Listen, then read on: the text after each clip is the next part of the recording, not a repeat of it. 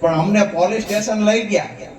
અજીતભાઈ થોડીક વાર થાય ને બાર એક ભાઈ ભલામણ કરવા જાય, થોડીક વાર થાય ને બાર ભલામણ કરવા જાય.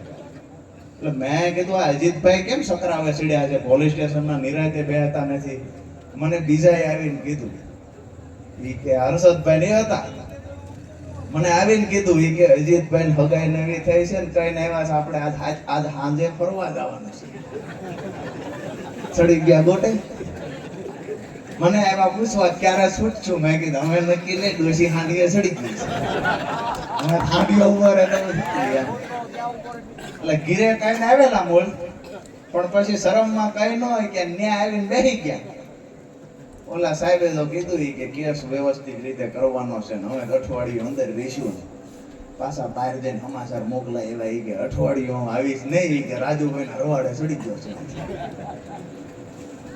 મજાની વાત એ છે કે પરિવાર સાથે ફરવા જવાનું હતું એ માણસની તાજી હગાઈ કરેલી, નક્કી કરીને આવેલા કે આજ સાંજે આપણે ફરવા જઈશું. અને જ્યારે મેં કહ્યું કે થાનની પીડા છે અને થાનની અંદર ગટરો ઉભરાય છે એની રજૂઆત કરવા જવું છે, એ ફરવા જવાની વાત પડી મૂકીને થાનની બહેનોની પીડાની વારે આવ્યા છે. આ સૈનિકો આમ આદમી પાર્ટીના છે. હવે જ્યારે હું ક્યાંય રજૂઆત કરવા જાઉં તો અમારો સ્ટાફ પહેલા પૂછી લે છે, થેલો ભેગો લેવાનો છે લુગડાનો? આપણે કહીએ નથી લેવાનો તો કે વાંધો નહીં. ન્યા જઈને પાછું કાંઈક નાનું ઢીલું હોય, થોડા ગરમ થાય એટલે દેવકરણભાઈ પાસે આંગળી અડાડે, કે ઓલું થાન વાળું થાય છે. નગર ઈ ડોહાને ક્યાં ફરવા જવું છે, એને પાળિયાદ મારે ન્યા જઈને બેહે, શું ફેર પડવાનો છે? છતાંય આંગળી અડાડે કે ધીરા ધીરા ધીરા, હમણાં ઈ કે ઓલા કઈક કરીને કૂદી છે. મજાની વાત ઈ છે કે અમારો એવો સરસ મજાનો પરિવાર છે અને આખો પરિવાર ઉંમરમાં મારા કરતા મોટો હોવા છતાં મને પોતાનો આગેવાન સમજ્યા છે ને એના માટે જોરદાર તાળી આખા પરિવારમાં. હવે વાત છે આપણા વિસ્તારની, તો ઘણી બધી સમસ્યાઓ છે, હું તમે બધા સારી રીતે જાણીએ છીએ. અહીંયા ચોટીલામાં જ્યારે જઈએ છીએ અથવા તો અહીં ક્યારેય કોઈ સભા હોય છે ત્યારે ક્યાંક ને ક્યાંક ખોટા વાયદા વચનો આપવામાં આવે. ચોટીલા જઈએ, કહીએ કે અમારે ત્યાં રસ્તાનો પ્રશ્ન છે, તો સાંભળવા વાળો એકય નેતા નથી. જેવી તાલુકા જિલ્લાની ચૂંટણી જાહેર થઈ છે, ચોમાહામાં જેમ ડેટકા બારા ડ્રાઉ કરતા નીકળે એમ બધા નીકળી જાય છે. મેં જોયું છે ગળની ભેલી હોય અને ન્યા મકોડાને માખ્યું ચોટી જાય, મારા બેટા ભાજપ વાળા બધા ન્યા ચોટી જાય. જેટલા નેતા બનવું છે એટલા બધા ગળની ભેલી ચોટી જાય. એમને કેટલાય કે ભાજપમાં આવી જાવ ને એટલે ભાઈ ન્યા નથી આવવું દી હાથની ગયો, હાંજના 100 વાગી ગયા છે. અમને દેખાય છે કે હું વારો પડી જવાનો છે. બીજી એક વાત મહત્વની ભાઈ જ કરી કે આમ આદમી પાર્ટીનો નેતા હોય અને એની ઉપર કેસ થાય એટલે પોલીસ વાળા એવું કે ઢીલો પોસો કેસ નથી કરવાનો, આ 2-3 મહિના છૂટવા ન જોઈએ. 2-3 મહિના ન છૂટે એના માટે તો કલમો ભારે જ લખવી પડે. તો લખે કેવી 307 કરી. હું ચૈતરભાઈ ને ઓલા પટ્ટાવાળાએ પીવા પાણીનો ગ્લાસ આપ્યો તો કે ગ્લાસ માર્યો, ઈ ગ્લાસ માથામાં વાગ્યો હોત તો હેમરેજ થઈ જાત, હેમરેજ થઈ ગયું હોત, સમયે દવાખાને ન ગયા હોત તો એ માણસ મરી જાય. આટલી કલ્પના કરીને ચૈતરભાઈ ઉપર 307 કરી. અહીંયા મયુરભાઈ સાકરિયા 2.5 મહિના જેલમાં રહ્યા. મયુરભાઈ નો વાક શું, એક ભાઈ નો કોલર પકડ્યો, એ વાક મયુરભાઈ નો. હવે 2 ભાઈઓને સમાધાન થઈ ગયું, એને 2 મહિના થયા. હવે છુટકારો પોલીસ વાળાને કોર્ટ નથી કરતી એટલે હામાને બેન સમાધાન થઈ ગયું. પણ આજે જોરદાર તાળીઓ સાથે વધાવીએ, મયુરભાઈ સાકરિયા જામીન આજે મળી ગયા છે અને ખુશીના સમાચાર જ્યારે હું આવતો ત્યારે રસ્તામાં મળ્યા અને શનિવારના દિવસે મયુરભાઈને જેલે આવકારવા માટે હું રાજુ કરપડા જાઉં છું. તમને બધાને વિનંતી કરું છું કે શનિવારે આવો આપણે એને. 25 મહિના જેલમાં રહીને આવે આપણા માટે તો હું એ વાત કરું. ઘણા બધા તો અમારું લાઈવ ચાલુ હોય તો કે તમારો ફલાણો નેતા અબ્બાઈ જેલમાં ગયો, તમારો ફલાણો નેતા જેલમાં ગયો. કોંગ્રેસ વાળાએ ઉપાડો લીધો છે કે ફલાણા ઉપર કેસ છે ને ફલાણાને સજા આવી. અમે કહીએ છીએ આઝાદીની લડાઈ જ્યારે કોઈ લડ્યા છે, આઝાદીની લડાઈ જે લોકો અંગ્રેજો સામે લડ્યા છે, એને ખોટા જૂઠા કેસમાં ફસાવી અને કોઈને જેલમાં પૂરવામાં આવ્યા, કોઈને ફાંસીના માંચડે લટકાડવામાં આવ્યા, તેમ છતાં એ લોકોએ કહ્યું છે કે દેશને આઝાદ કરવા માટે થઈ આ શરીરનું એક લોહીનું ટીપું કુરબાન કરવાનું થાય તો કરીશું. એ વખતે પણ અંગ્રેજોની સામેની લડાઈમાં જેને રાષ્ટ્ર માટે પ્રેમ હતો, જેને ગુજરાત માટે, જેને દેશ માટે પ્રેમ હતો, એ લોકો એ દિવસે પણ જેલમાં હતા. અને એ લોકો જેલમાં નથી ગયા જે લોકો અંગ્રેજોની ચાપલૂસી કરતા હતા. આજે મને ગર્વ સાથે એ વાત હું કહી શકું કે આમ આદમી પાર્ટીનો નેતા વારંવાર પોલીસના દબાવમાં આવે છે, એવા પ્રયત્ન પોલીસ કરે, અમારા દબાવમાં આવે, અમે હેરાન કરીએ, જેલમાં પૂરીએ. આ ષડયંત્રના ભાગરૂપે ક્યાંક ને ક્યાંક ભાજપનો હાથો બની અમુક પોલીસ અધિકારી કામ કરે, આમ આદમી પાર્ટીના નેતાને જેલમાં પૂરે છે.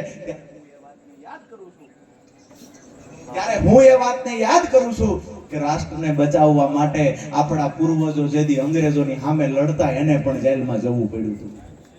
આજે દેશ બચાવવાની લડાઈમાં આપણે બધાએ જેલમાં જવું પડે તો આપણે તૈયારી રાખવાની છે. આ ઉદ્યોગપતિઓની સરકાર છે. જો સરકારમાં ગરીબોને બેહાડવા હોય, સરકારમાં ખેડૂતોને બેહાડવા હોય, સરકારમાં બેઠેલો વ્યક્તિ અમારી માતાઓ બહેનોની પીડા સમજી શકે એવો વ્યક્તિ બેહાડવો હોય તો જેલમાં જવાની તૈયારી રાખવી પડશે. જૂઠા કેસમાં ફસાવશે એની પણ તૈયારી રાખવી પડશે. જેલમાં કોણ નહીં જાય? એ વખતે પણ અંગ્રેજો સાથે મળેલા લોકો જેલમાં નહોતા જતા અને આજે કોંગ્રેસના નેતા જેલમાં નથી જતા.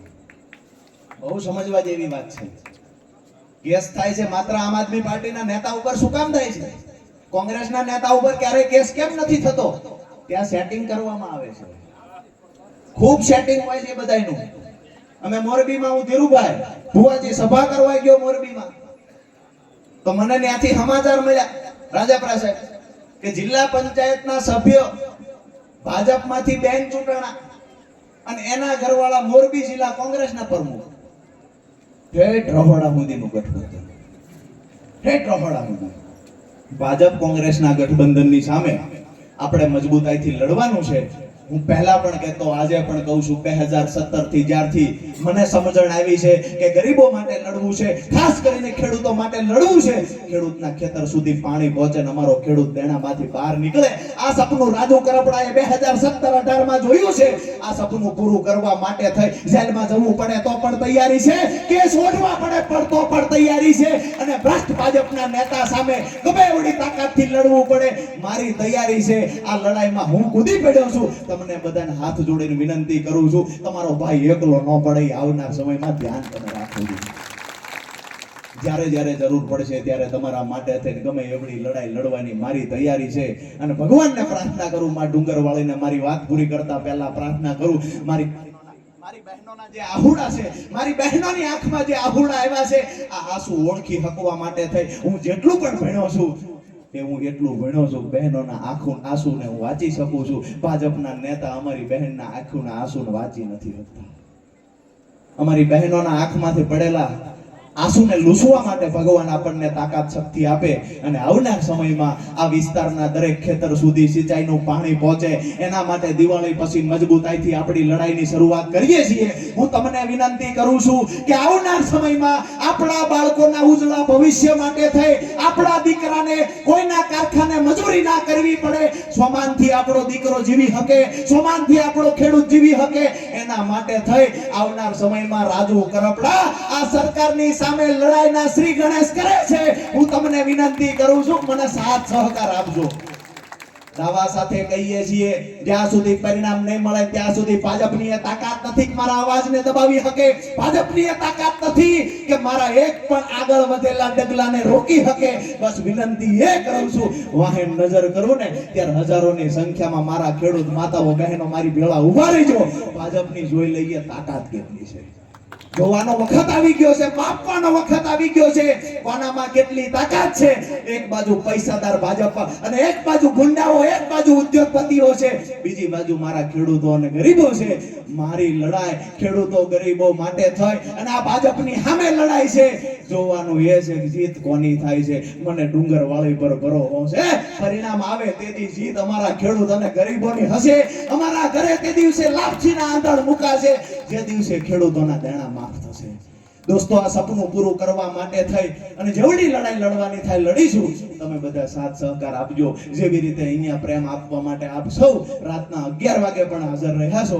આવનાર સમયમાં જ્યારે હાકલ કરું ત્યારે તમારો ભાઈ એકલો ન પડે ની જવાબદારી તમારા માથા પર રાખજો. આપ સૌનો હું હૃદયપૂર્વક ફરી વખત ખૂબ ખૂબ આભાર માનું છું. અને આ વિસ્તાર, આ પરગણું, ચોટીલા તાલુકાની વાત હોય, ઠાંગાની વાત હોય, પંસાલની, મૂળીની, થાનની વાત હોય, તો એના તો એક પરિવારનો સભ્ય હું છું. આ બધા અમારા પરિવારના સભ્ય છે. આવનાર સમયમાં આપણો પરિવાર મોટો થતો જાય અને પરિણામલક્ષી લડાઈ આપણે લડતા જઈએ. નવા યુવાનોને રાજનીતિમાં લાવવાનું કામ આપણે બધા કરીએ. ચોક્કસથી પરિણામ મળશે. અહીંયા મારી વાત પૂરી કરતા પહેલા ભારત માતાનો જય ઘોષ એવી રીતે બોલાવીએ કે અવાજ અહીંથી ચોટીલા અને ચોટીલાથી ગાંધીનગર સુધી પહોંચવો જોઈએ. વગાડવો છે એનો, લડવું તો છે ને. ભેગા છો ને બધા? બહેનોનો ઉત્સાહ, પાછળના બહેનોનો પણ ઉત્સાહ એ દેખાય છે કે ભાઈ તું લડે જા, અમે તારી ભેળા છીએ. હું તો ભાજપના નેતાઓ ક્યારેક ડરાવવા ધમકાવવા આવે એને પણ કહું છું કે આટલી બધી માવડિયું બહેનોના આશીર્વાદ રાજુ કરપડા ઉપર છે. કોઈના બાપની તાકાત નથી કે રાજુ કરપડાનું રૂવાડું વાકું કરી શકે. બે હાથ ઊંચા કરી, મુઠ્ઠી બંધ કરી અને ભારત માતાનો જય ઘોષ બોલાવીએ. પણ અવાજ તો ખેડૂતના દીકરા છીએ એટલે અવાજ તો એવી રીતે નીકળવો જોઈએ આજુબાજુના ફરતા ગામમાં ખબર પડે કે પીપરાળીમાં જ સભા છે. બોલો ભારત માતા કી જય! જવાન જય જવાન, વંદે વંદે. આપ સૌનો હૃદયથી ખૂબ ખૂબ ખૂબ ખૂબ આભાર. અમારી આખી આયોજક ટીમ, દેવકરણભાઈ જોગરાણા હોય, અજીતભાઈ હોય, જયંતિભાઈ છે, ધીરુભાઈ મેટાળિયા છે, હર્ષદભાઈ છે, ભુવાજી, તમામ લોકોનો હૃદયપૂર્વક ફરી વખત ખૂબ ખૂબ આભાર માનું છું. મેં એક સિંગલ ફોન કોઈને નથી કર્યો. તમામ ઘરે સુધી વાત પહોંચાડી છે કે રાજુભાઈ કરપડા આપણી વચ્ચે આવે છે ને એની સભામાં આવવાનું છે. મેં સિંગલ ફોન નથી કર્યો. એમની વાત મારા મારફતે એ લોકો તમારા ઘર સુધી કહેવા આવ્યા અને તમે સૌ મોટી સંખ્યામાં ઉપસ્થિત રહ્યા. ત્યારે આપ સૌનો જેટલો પણ આભાર માનું એટલો ઓછો. અને સાથે જ બોટાદના આપણા પ્રમુખ ભાઈ શ્રી રાઠોડભાઈનો, પરસોત્તમભાઈ રાઠોડનો આ તકે જોરદાર તાળીઓ સાથે આભાર માનીએ કે પરસોત્તમભાઈ પણ આપણને પ્રેમ આપવા, આપણો ઉત્સાહ વધારવા આવ્યા છે.